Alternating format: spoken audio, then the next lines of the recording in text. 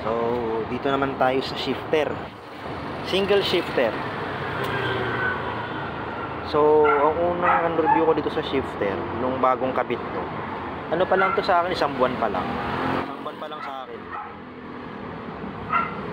Doon muna tayo sa maganda. Kung ano maganda dito. Ang sarap, ang smooth niyang i-shift. Ang smooth. Saka hindi siya nakakangalay para sa lahat ng nagtatanong. Itong shifter na to, hindi siya nakakangalay, para siyang stock pero inangat lang dito. Ang stock kasi dito. Ito, inangat lang ng konti pero hindi siya nakakangalay, hindi katulad ng S1 na talagang pag ganyan ang ang apak mo. Itong S2 hindi, nakaganyan lang siya.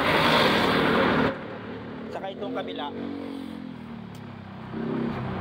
naman, solid din, malakas din yung brake, saka maganda yung functional nito, itong single shifter na to.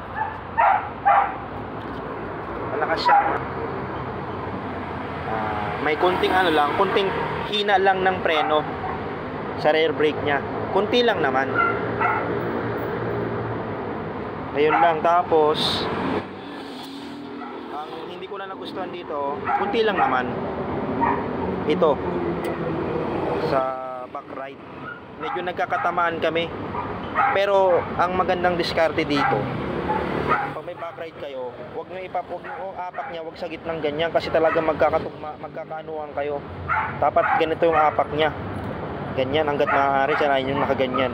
Tapos ikaw naman, i-adjust mo, huwag masyadong iangat, ganyan mo lang yung paa mo, okay, ganun mo.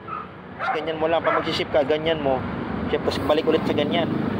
Huwag mo igaganyan. Tsaka na lang pagka wala ka ng angkas, saka mo igaganyan yung paa mo, okay, ganyan. Pero hanggat may angkas ka, i-adjust. Masasanay ka rin naman. Pero solid to. Hanggang dito na lang.